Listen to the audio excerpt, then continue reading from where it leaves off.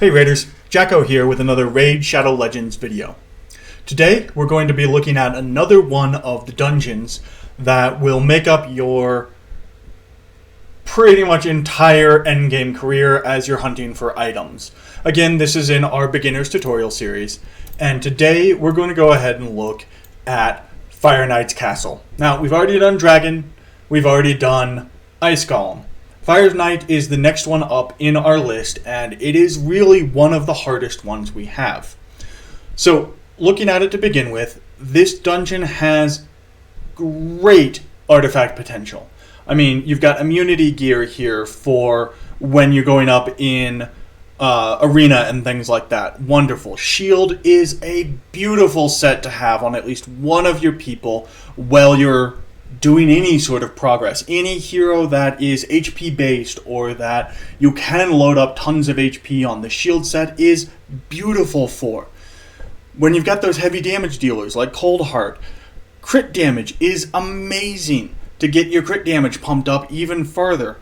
You've got stun set, which gives you an 18% chance on any hit to cause a stun on the enemy. You put this on someone who's got AoEs all over the place like Bellower, and you've got a reliable CC person just because of their artifact set.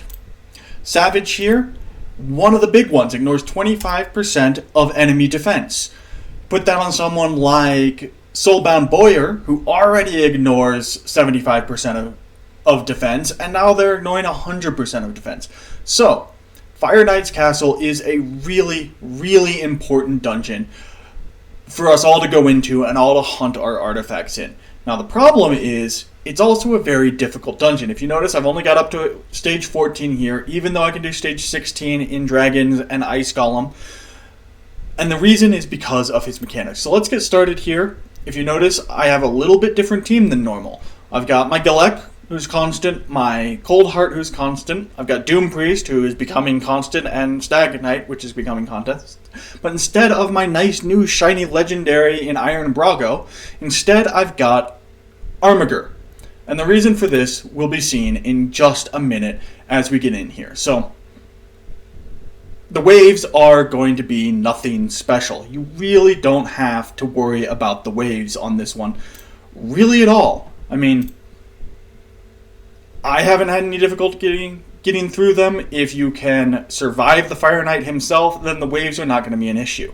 So don't worry about it. There's, some annoying things. It takes extra time because, like, this guy here puts up his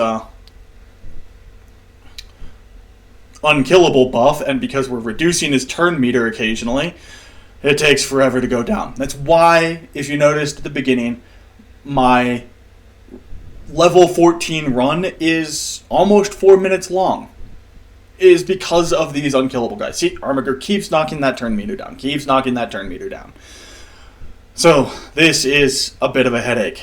To the point where, on things like this, it might be worthwhile to pull it off of auto, just so that we can let him have a turn. And not let Armiger do his turn. Armiger? Let him die. Let him die, Armiger. There we go. Oh, of course. And then and then Cold Heart Heartseeker's on me. So this is not a very good run to show you the speed at which you can do this encounter. So it's going to take a little bit. I pulled it off of auto again, just so I can try and, actually let him get that turn in so that he can then die. However, if you've got a really good AoEer, you can... it's going to happen anyways. If you've got a really good AoEer, this shouldn't be a problem. He'll probably be one of the first people to go down in your fight anyways. There we go. Now we can go on auto and kill him. And continue to the second wave. Second wave is going to be easier. There are no... Well, I hope there are no... unkillable buffs on this squad. I hate the unkillable buffs. Do you ever go into a faction crypt and run into that one Knight Revenant who can do unkillable every 2 turns for 2 turns? It's literally the most annoying thing in the world. So, here we are at Fire Knight finally. Great aesthetics. I love the eyeballs on the shield and everything. He's a very pretty boss.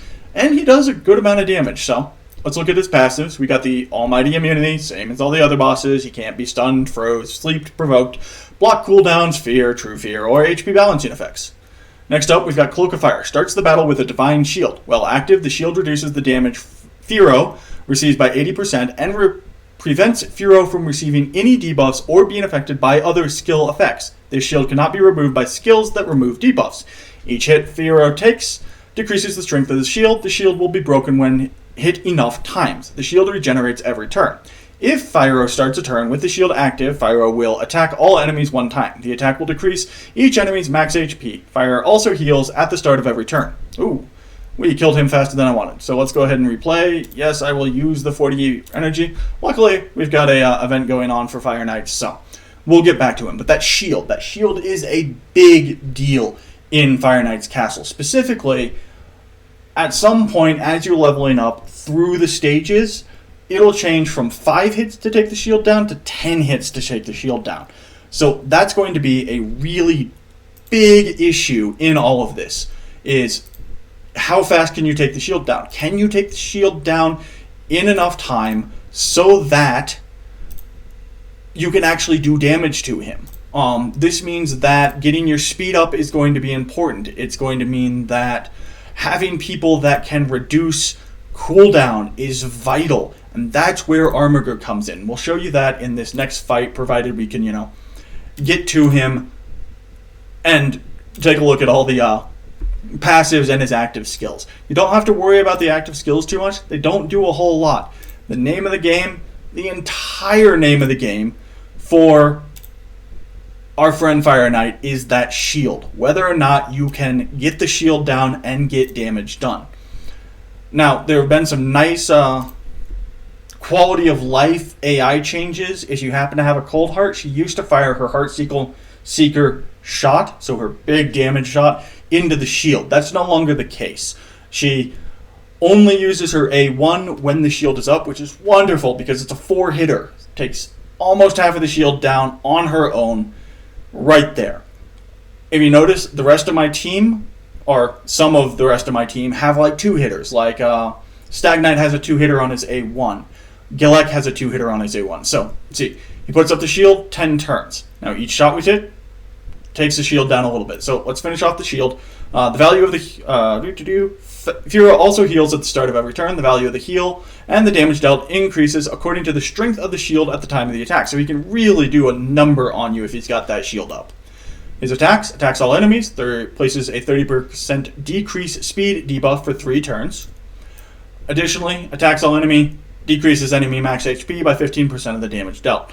So that's going to eat into you over time if you're only doing a little bit of damage while his shield's up. So if you notice, his turn was almost all the way up there. Armiger comes in with that A1 of his and takes the shield down a little bit. It gives us more time to get the hits in. That's why Armiger is invaluable here.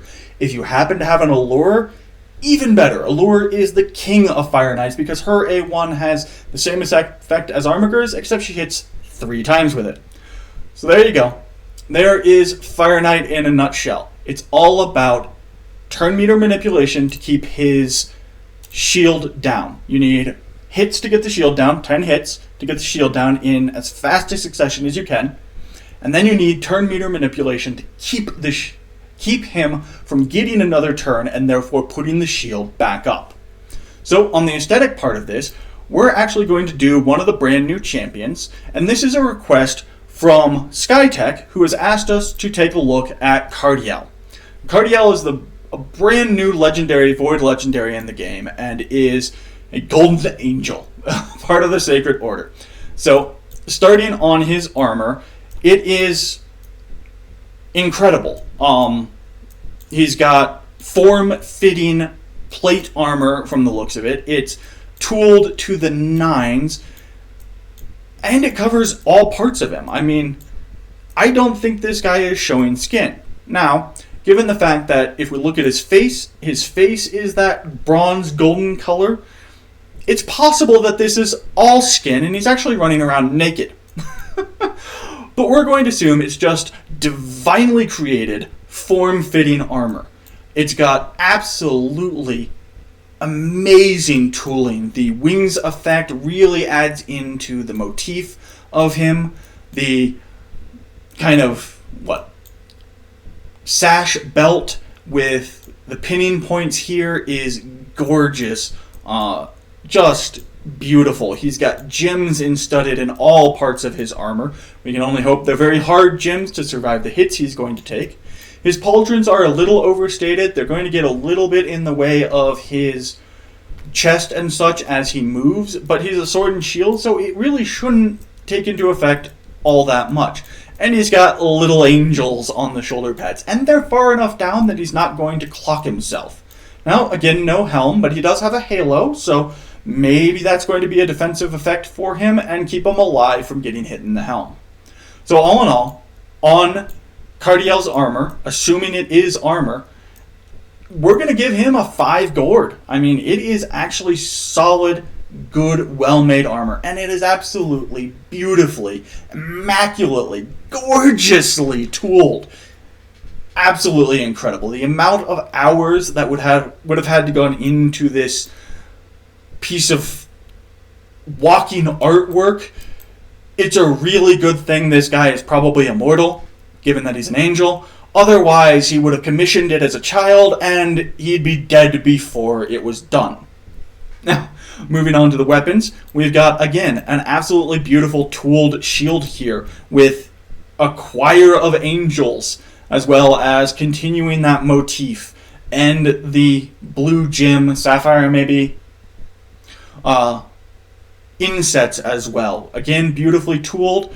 He's holding it in generally a very normal grip. It's a grip you see for heater shields quite a bit, so that you can hold it here and then use it to shrug around to make the defensive area of the shield much larger than the shield it is itself, just with minor body mechanics. So absolutely amazing shield here.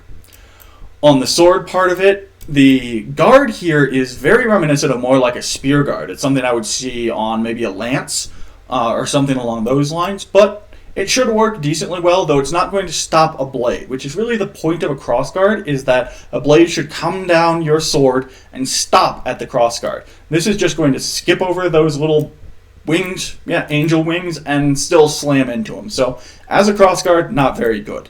The blade itself, again, immaculately tooled. He's got holy fire running down it. At least I assume it's holy fire. I mean, sacred order, angel, probably angelic, or holy. Great effect. Absolutely gorgeous. And the handle is long enough that he could use it as a two-hander. So if he loses his shield, he can go ahead and get some more force and some more defensive power by grabbing that blade by both hands and utilizing it. And it's long enough. Very likely it's what we call a bastard sword, or a hand and a half sword. It's not a full great sword that you have to use two-handed, but it's not a long sword or something smaller that's a purely one-handed weapon. This is a hand and a half. It can be used one-handed. It can be used two-handed. Bastard swords can be very tricky and fun weapons to use. They're one of my favorites just because of the body mechanics you can use while fighting. So, we're also going to take a look at his wings here. His wings are absolutely gorgeous, and they're armored. If you look at it, the way it looks, if he folded those wings in along his back, these metal platings would probably line up to create essentially an entire back armor covering, like a shell, like Krisk, or a shield, or something. So, defensively wise, these are beautiful armor on the wings. And provided that he can use them as adeptly as he uses his arms and his legs, essentially if they're prehensile, though that's not quite the right word, he could use them as weapons as well, though he's losing a lot of feathers. That's probably not very good for him. He's molting. Cardiel, the molting angel. Anyways, on his weapons, given the tooling, given the holy fire effects, I'm going to go ahead and give Cardiel a 4 gourd. It would have been a 5 if he'd actually had a real crossguard here, but the fact that he essentially is just using a spear instead of a sword, 4 gourd. In terms of badassitude, he's got the same presence on the battlefield that Valkyrie have. You're looking at a mythical figure coming down from whatever divine realm that they are in, to smash into your lines, to do as much destructive damage as possible. And not being mythic myself, a mythic figure on the battlefield is going to be something utterly terrifying. So, given his mythical quality, the fact that he is literally a divine being, I'm going to give Cardiel a 5 gourd on Badassitude. So, in an overall look at this absolutely beautiful tooled armor, beautiful tooled weapons, great motif. It really, all the wing pieces and the extra little angel iconography,